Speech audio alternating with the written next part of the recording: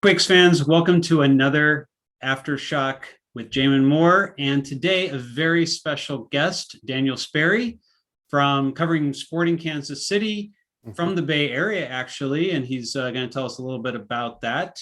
The Earthquakes face Sporting Kansas City this Saturday at PayPal Park at 7 p.m. Daniel, how's your offseason been and how are you doing? Off season was almost too long, man. I think I was itching to get back, and even texting with some of the sporting, PR and media contacts. I was like, dude, is this stinking?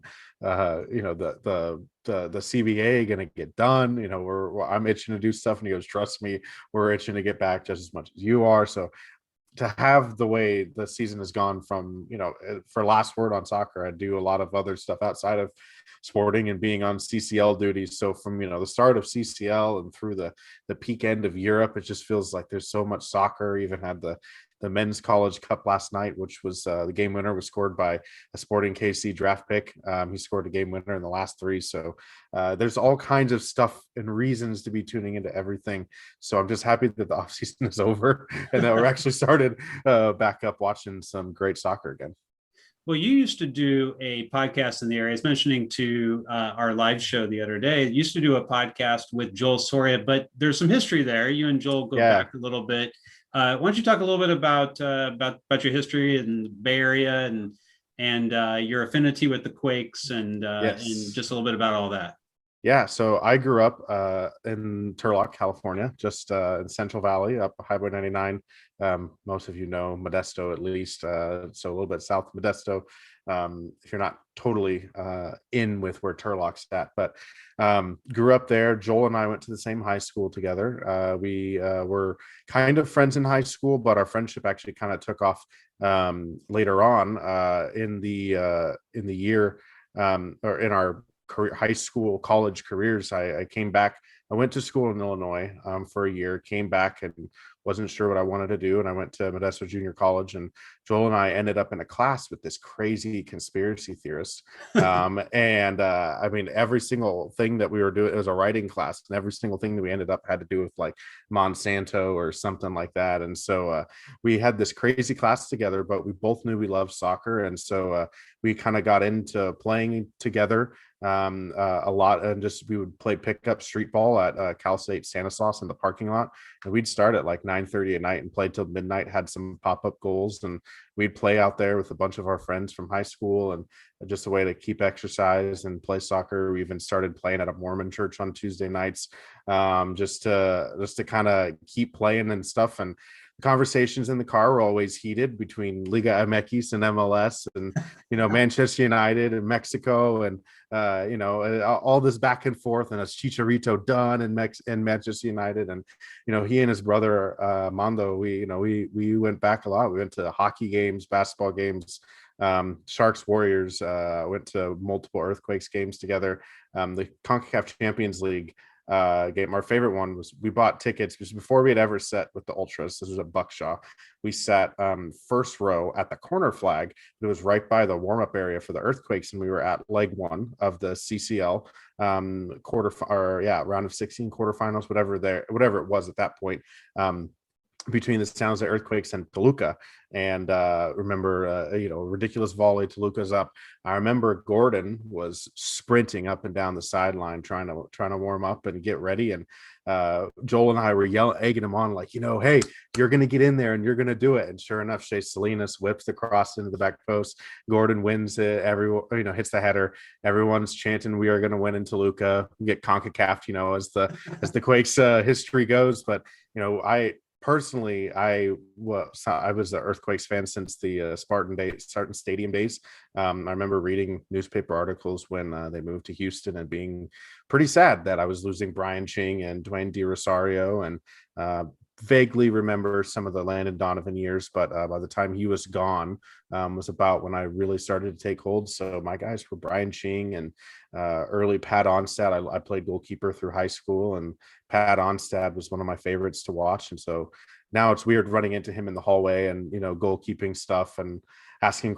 Did an article on Zach Steffen for MLS a while back and a couple years ago, and was talking to Pat Onstad the whole time. And I'm like, wow, this was like my childhood hero. But So long Quakes history for me. I still rep most of the Bay Area sports. I remain neutral a little bit more so when it comes to the soccer side of things, at least when they play each other. But it's playoffs last year was fun, but it's always a fun one to tune in late. I love the opportunity to stay up really late. It's 9 o'clock kickoffs out here, Kansas City, to watch the Quakes. And friends and I, since the pandemic, actually have been, getting together on Discord and syncing up our live streams of the games from Chicago and LA and Kansas City, all on our Discord channel, just to chat and have a good time during the game and watch it and react and scream at Jackson Ewell's volley the other night and wake up apartment neighbors. So still a lot of Quakes through and through, despite being out here in Kansas City and covering pretty in tune with what Sporting Kansas City is doing. Well, that's an amazing story. For anyone watching that is newer to Quakes Epicenter, Joel Soria is the former editor-in-chief of the site and actually got me kind of my start writing for the site, and I'm always very appreciative of that. And of course, my co-host for the last couple seasons on Black and Azul. But Daniel, let's turn our attention to Sporting Kansas City in this season. The season, like you said, with CCL and everything, like it makes some of these things kind of interesting early on, in particular for MLS sides. And Sporting seems to have found their footing. Had a good win last weekend at home, and now sit 1 point ahead of the Quakes in the table. What do you think has been key for the team so far? Obviously, Alon Polito sitting on 3 goals, always helpful when you've got a 9 who can put the ball in the back of the net. But that's not just the story for Sporting Kansas City this season. What is it that's keying the success so far? So one of the biggest figures, honestly, has been Andreu Fontes, who was a defender that Sporting Kansas City fans wanted out. I mean, we're talking, I'm trying to think of a great Quakes equivalent, but over the last couple of years, but maybe somebody like, maybe a Francois Affelter. Like, this is a guy that was brought in. They say, hey, there's this pedigree, European pedigree. We kind of like what he can do. And he came in, and injuries. He came in injured, had a really rough start. Was tasked with the moment he started in 2019 was the first year that Sporting hadn't made playoffs in over a decade under Peter Vermees, and he picked up injuries, had an Achilles injury. He was fighting throughout all of that. He's kind of being played out of position. He's almost a replica of Matt Beasler, maybe just a little bit less athletic in terms of play style. So you're playing two of the same center backs next to each other. And it caused a lot of problems. He has almost exclusively played as the left-sided center back, considering the fact that he's a natural left footer. Great on the ball, comes from Barcelona Academy, has hundreds of games in La Liga for Celta Vigo. And so it was kind of a mystery as to why he was just miserable on the field. It was constantly not where he needed to be. It was constantly mistakes. And after they had jettisoned Iko Para for salary reasons and the trade request stuff, there was a lot of fan base hate towards him. Last year, towards the end of the season, he got a couple of starts and looked really good in them. But Winston Reed was there, and he was trying to get back to full fitness. He had kind of taken over as a very vocal leader of the back line, and Roberto Punches was doing okay for them. And this season, they got rid of Matt Beasler, and Fontes really stepped up in the off season and won the job, and has been the most solid piece of the back line. And so Andreu Fontes has been fantastic for them this year. He leads the league of any player at the moment, I believe, in passes completed and passes attempted out at the center back position. So he's a very ball dominant center back. He's always on the ball. He makes very good incisive passing from deep, can switch the field of play in an instant. And so, he's been really key to helping Sporting Kansas City kind of get back to maybe what you saw from them in 2018. And then on top of that, the form of Daniel Shallowy gives them a very direct in-cutting left winger, where Kyrie Shelton's very much of a presser. He's not really going to look to get in behind or take the ball and drive at people and look for shooting lanes. He's usually looking to drive and then dish off. And so what Daniel Shalhoub has brought to that team, now that his form, at least in terms of chance creation and confidence, is has been so high to start the season. He's got 2 goals to his name and probably could have more if he would finish some of these chances. But, he on the attack side has really made a lot of things gel for them. And over the last couple of games, you look at some of their expected goal numbers against Austin, against Vancouver, and against even Houston in the 1-0 loss. Sporting Kansas City has just been chance after chance after chance. They create a ton of chances, and Shalhoub's been a really big reason for that because he's such a direct impact. But really, truly, the biggest thing out of it all has been the depth of this team. The fact that Gianluca Busio has excelled at 3 different positions this season, as a false 9, as a 10, and now as a 6, was one of the man of the match against Vancouver. An incredible performance from him from deep in the midfield as a deep line playmaker. And then on top of that, just they started the season with what a lot of people would argue, out of their first choice 11, it started with 6 of them injured, including 2 designated players, and you're playing, an 18-year-old number 10 starlet as a false 9 and as a striker. It was really, really odd. Some of the stuff that Vermes was forced to do, was forced to play a 19-year-old goalkeeper because of Tim Melia's pectoral strain. Graham Zusi wasn't back yet from a foot injury that knocked him out in the middle of last season. And so this is a team that, for the first 2 weeks of the season, started 5 or 6 of their first 11, probably arguably their first choice players. And they have done a good job of getting healthy, and they're slowly starting to look like themselves. But there are a few things too that are a little problematic for them, and has seen a very heralded newcomer in Remy Walter kind of not play as much as we saw at the beginning of the season. And it's kind of, these are the mistakes that have led to their losses, which were just careless loss of possession in key areas of the field. Remy Walter is a very aggressive deep line playmaker type of player.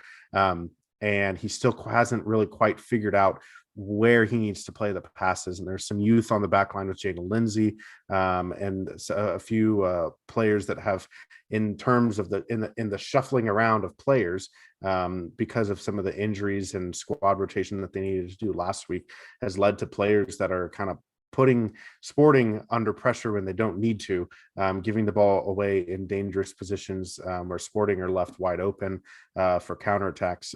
And that has kind of been what their Achilles heel was in their 2 losses against RSL and Houston. You mentioned Tim Melia, obviously back now in the last game. The Earthquakes fans probably don't want to see a situation where they're taking a penalty against Tim Melia. There's a lot of players and fan bases at this point that don't want to be dealing with Tim Melia on a penalty kick. Yeah, the Quakes potentially could have come away with a result against the Timbers if Wando could have converted a penalty. And I think right now the Quakes are now 1 for their last 6 penalties, including the 3 that they missed against Melia in the playoffs. But you also mentioned your young starlet, Busio. Quakes have their own young starlet in Cade Cowell, 2 goals already this season, also some assists. One person who's off to a bit of a slow start has been Christian Espinoza. He's got a goal, but he hasn't quite contributed in the attack the way that Quakes fans are used to. However, still very much a threat in the vertical part of the game. Between Cowell and Espinoza, it's definitely made teams think twice about how they want to approach playing Matias Almeida's side this season, maybe compared to how they may have in previous years. Certainly Sporting Kansas City got a good look in the playoffs, at the way that the Quakes are going to set up, but they didn't get to see Cade Cowell there. How do you think that speed up top is going to influence the way that Sporting Kansas City plays the Quakes coming up on Saturday? I think it's going to depend on what the possession battle looks like. I think if Sporting Kansas City are going to have to deal with Cade's runs off the ball, tracking movement, and also deal with kind of him in open space, I think that's a problem for Sporting Kansas City, given the fact that we haven't seen Nicolas Isimat Marin since he went out with a hamstring injury in their second game of the season against Orlando. Went out around the 60-minute mark, I think, there. And his direct replacement, Roberto Puncic, has pretty much been jettisoned to the bench at this point in favor of Ilie Sanchez. We'll see if Izzy-Matt Marine can go in, or if they choose to start a young homegrown again on the road in Kave Rod like they did against RSL a couple of weeks ago.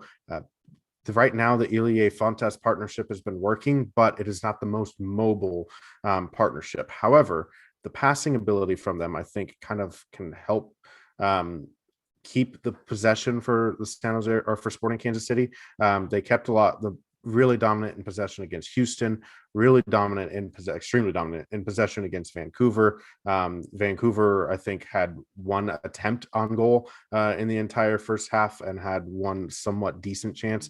I think obviously Sporting or San Jose are a lot more of a dangerous team than that. But I think the one thing that maybe this might be, I would argue this might be a game for Wando in the air, because one thing Ilie Sanchez and Fontes don't do very well is track aerial service into the box. And I think this could be a great game for Espinosa to kind of get off the creativity schneid if he can get in the crosses and play those balls in behind. Sometimes I would even argue that a two-striker look against Sporting Kansas City's back line causes more problems for them than a really creative number 10 or really active wingers. I think their fullbacks do a great job defending, getting up their attacking ability out of the fullback positions too. I think forces teams to pin a lot of their wingers in a little bit further back, just because the Sporting will overload those numbers into the wide spaces.